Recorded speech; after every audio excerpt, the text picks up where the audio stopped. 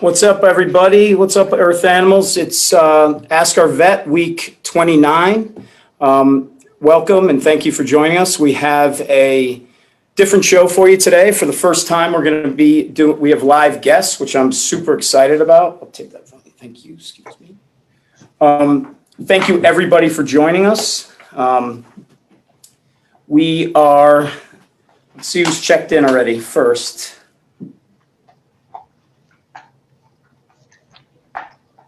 Oh, hey, Morgan's checked in. Hi, Morgan. Thanks for checking in.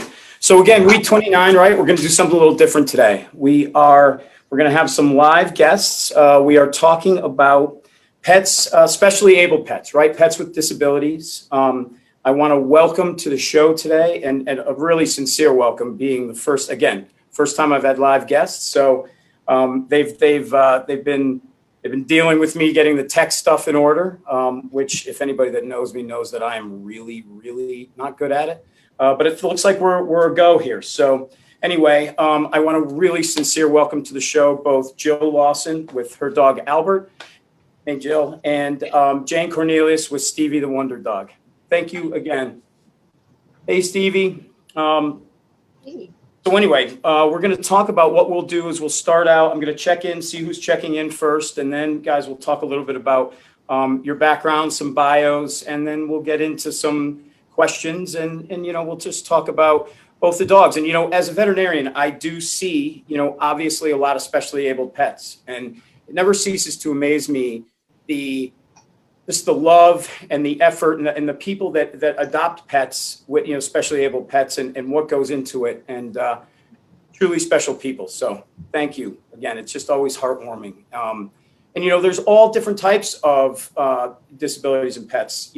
There are pets that have lost limbs, right? There are pets with genetic problems. There are pets that have had injuries again, right? So there's a lot, and a lot goes into their care. So I thought we'd dedicate a show to it and to people that I really admire and look up to for what they've done. So thanks again. And let's see again who's checking in.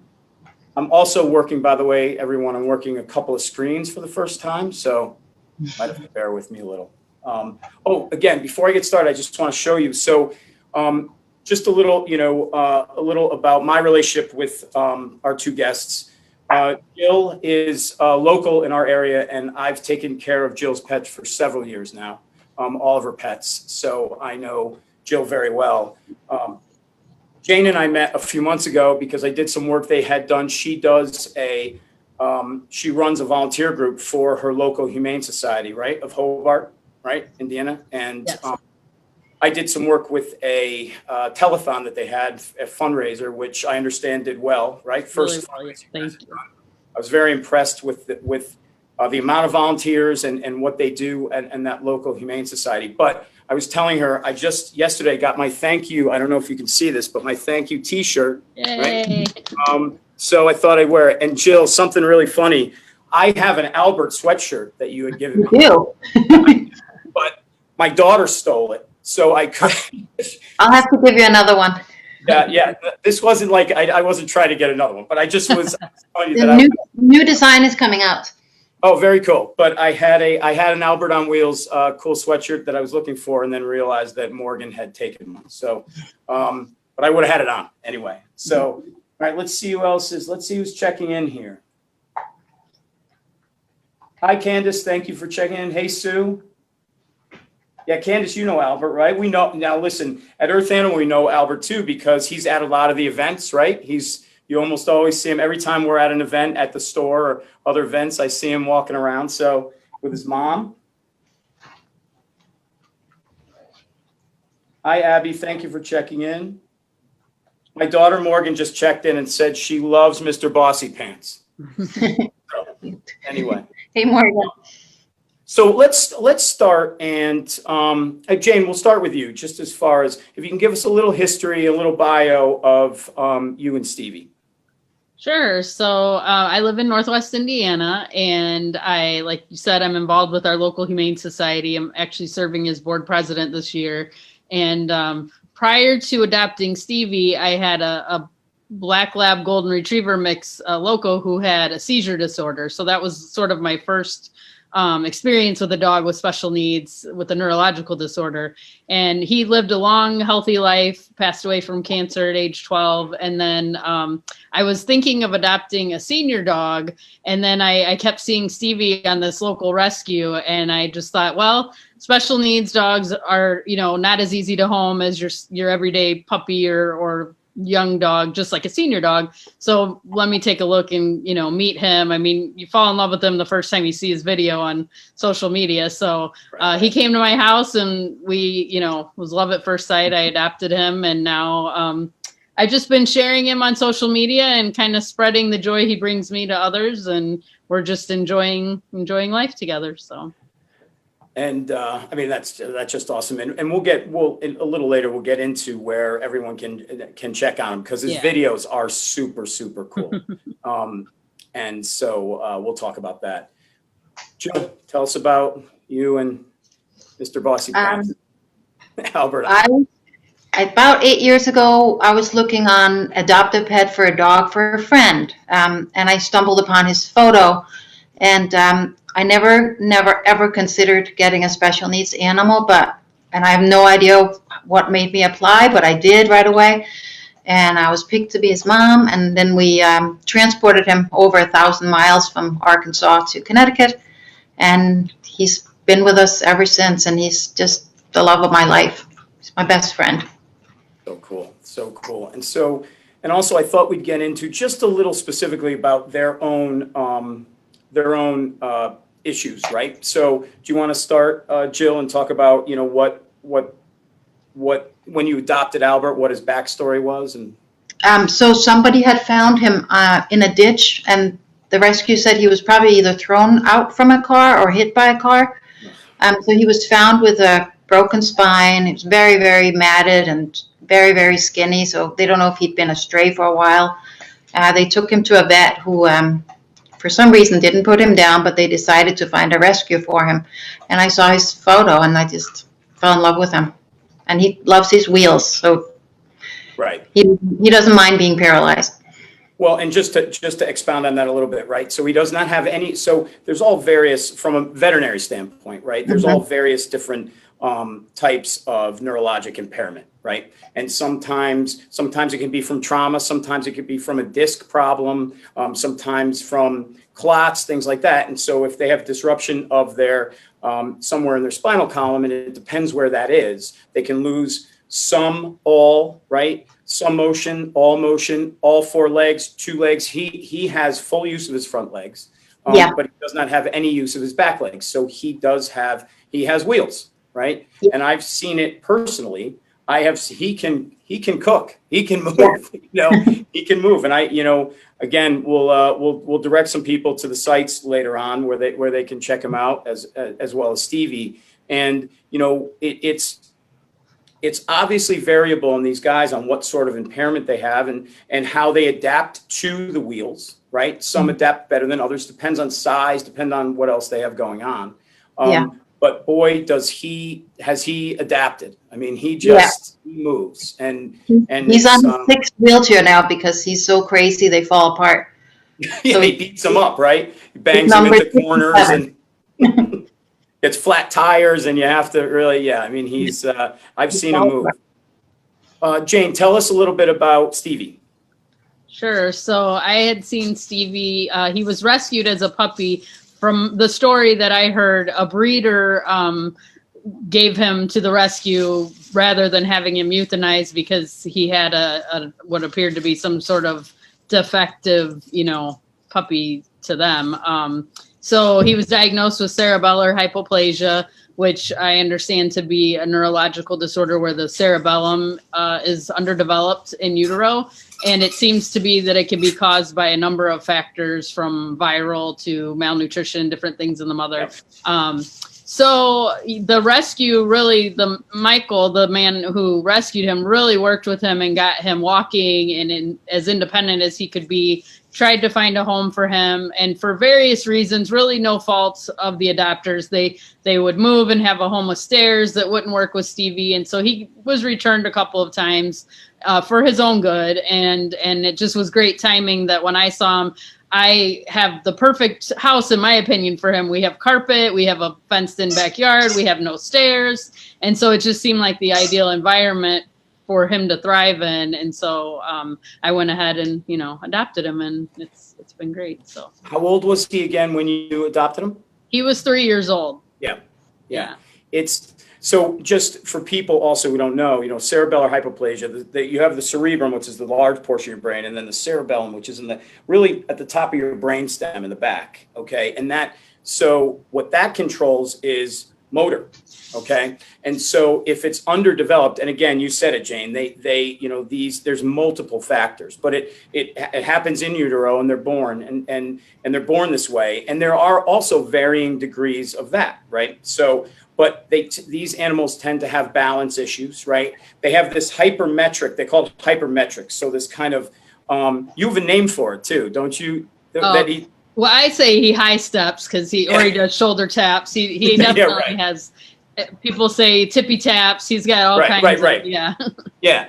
And so, and again, not painful, right? No. So when you see him, he's not in any sort of discomfort. And if he's in the right situation, he can thrive because, again, he has physical limitations.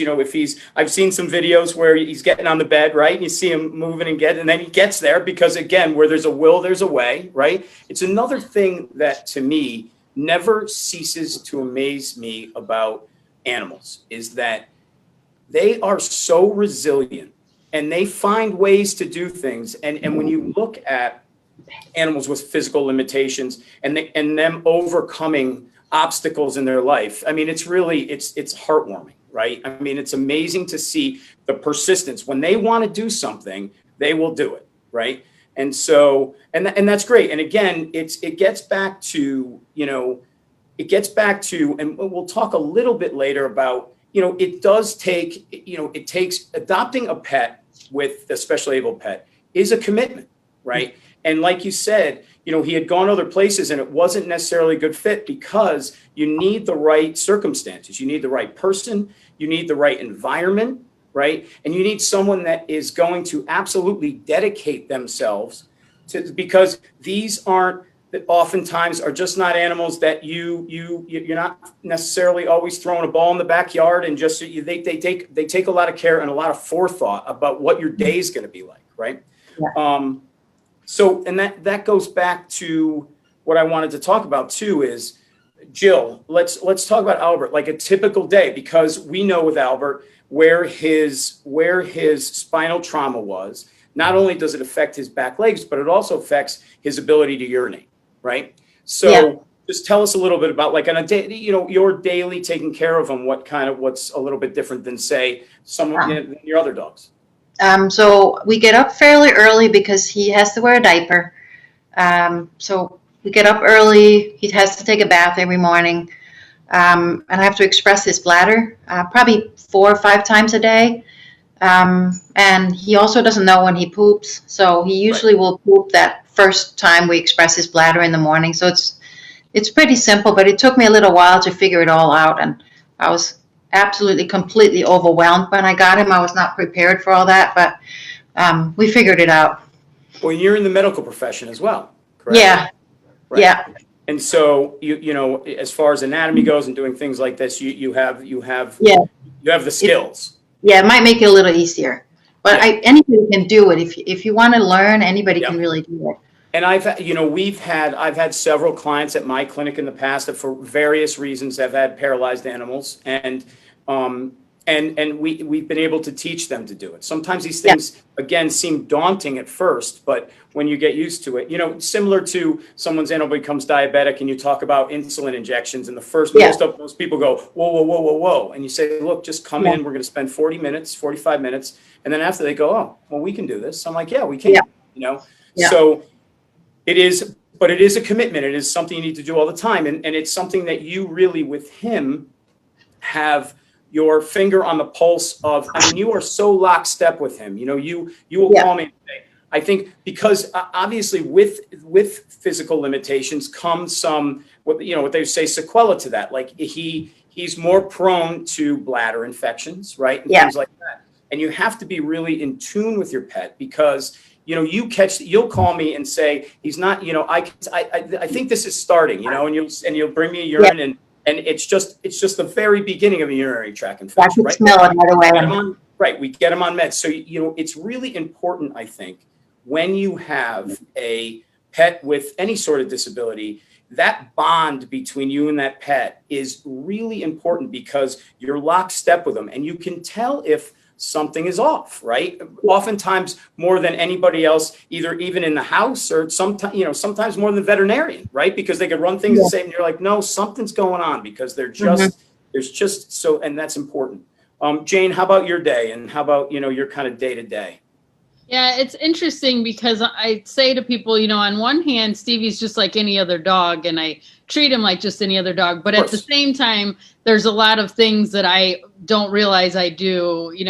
We put down yoga mats and rugs in the kitchen so he'd have more traction because there's tile in there. Or, my bed is lower to the ground so he can climb up there by himself. And we pull the coffee table away from the couch so when he jumps down, he doesn't hit his head, little things like that. But other than that, he gets up, he is Mr. Routine. 5 a.m., he's up, he wants breakfast, he goes outside, and then he takes his ducky and he goes back to bed. That's his routine every day. He loves that ducky, right? He carries that ducky all over, right? Yeah, he does. And now he's got like 30 of them. So now he's really spoiled. But yeah, I think in terms of being in tune, I feel like Stevie, more than any other dog I've had, he really communicates to me his needs in this way that it's hard to explain. But, I feel like I try to balance encouraging independence and letting him build strength and problem solve with he'll turn back and look at me like, no, I need help, Mom. And then I'll give him a little boost up on the couch, which I don't do every time. I let him do it on his own. But there's some days where you can tell he's just tired or he's just worn out or it's a long day or he's hot or something. And he communicates those needs somehow, It's pretty amazing, right? That bond, that human animal bond, not just obviously with specially abled pets, but just with all our pets. It's you can't really put your finger on it. You don't know exactly what it is, but it really is quite something, how you're so in tune with these guys. Look at Norman's in the back trying to get into it. What'd you say? That's Mia. Here's Norm. Oh, I can see. Oh, there's Norman. So they're all trying to get in. Yeah. So anyway, the one thing also I think that to talk about a little bit is, and Jill, again, we've talked about this before. I think, a lot of people would like to, and you also have some other special able pets, but I think most animal lovers would look and say, oh my God, I would like to adopt this. This pet has physical issues. I'd like to adopt it because we'd like to give it a home, right? Yeah. But I think it's important to note that it definitely is not for everybody. I think you need to really know what you're getting into. You really have to talk to someone with a pet with similar needs and figure out if it's something you really want to do. I wasn't aware that Albert was incontinent when I adopted him. It didn't make a difference for me, but it might make a difference for someone else. So I wouldn't want someone to adopt a special animal and have it be a failed adoption because they didn't do the research. Right. Yeah. I mean, and I think that's really important. And most adoption agencies are transparent, right? But they may leave something off that they don't even know, right? And so I think it's hugely important when you go into one of these circumstances and you go into adopting these animals that you do your independent research and maybe also call your veterinarian and say, hey, take a look at this animal and do you think this might be a fit for us, and what would entail for me to take this animal in, what are usually the daily care and maintenance of these guys, and what are their physical limitations and what do they need, right? Because again, you don't want to, because again, like just taking Albert, and the fact that you have to empty his bladder, someone that didn't know how to do that or couldn't do it or wasn't doing it effectively, he could get really sick, obviously. I didn't really know how to do it. I had to learn, and he did get sick because I just didn't know. Right. And so, but again, you know, when you talk to your veterinarian, you learn by trial, and you talk to your veterinarian, but it's really important to be as informed as you can going into it. Yeah. Right. Yeah, I completely agree. When right before I adopted Stevie, a lot of people were commenting on the rescues page saying, I'll adopt him, I'll adopt him. And one woman offered, and she said she had a dog with the cerebellar hypoplasia. And so I messaged her and asked a lot of questions, and she was so gracious to take a phone call from me and tell me all about her dog. And it helped relieve my, you know, just to have that background knowledge made a huge difference. So. Yeah, it's really important. You always want to be as informed as possible, right? So another thing is, I want to make sure that everybody who's watching this and then is going to be watching it later knows where they can check you guys out on social media. Again, because you know, I thought I'd let you do that because, like we were talking about before, I'm not so aware of all of it. So, Jane, why don't you tell us where everyone can go and see your kind of day-to-day life and watch Stevie, watch the amazing videos that you post. Sure. So the majority of the content of Stevie, I post videos of him on Instagram and then share it to Facebook. So if you go to Instagram, Stevie_the_wonder dog, you'll find him on Instagram pretty much daily. And then he has the Facebook page, very similar, facebook.com/Stevie the Wonder Dog, FB for Facebook. Thank you. Tell us, Joe. I mostly use Instagram for him, and he's just Albert on Wheels. No, nothing else. And same Albert on Wheels on Facebook. So I actually have to. So I'm only on Facebook, right? We were talking about that before. So I have to start getting hip and not showing my age and getting some of the other stuff so that I could see more things. It really is inspiring, and I would tell everybody to go to those sites and take a look at both of them because, again, just to see them overcome their physical,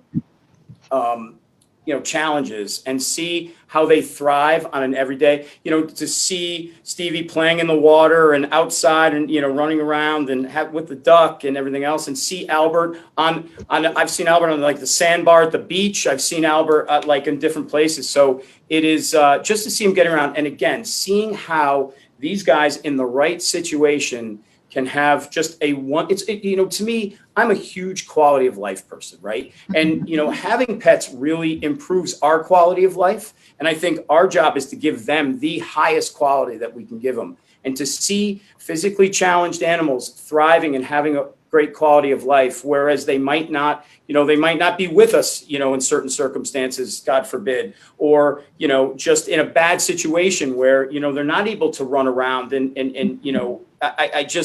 it's just awe-inspiring. So I thank you guys for doing that. And again, doing the charity work that you guys do and just giving back. I have to tell you, I can't thank you enough. I can't thank you enough.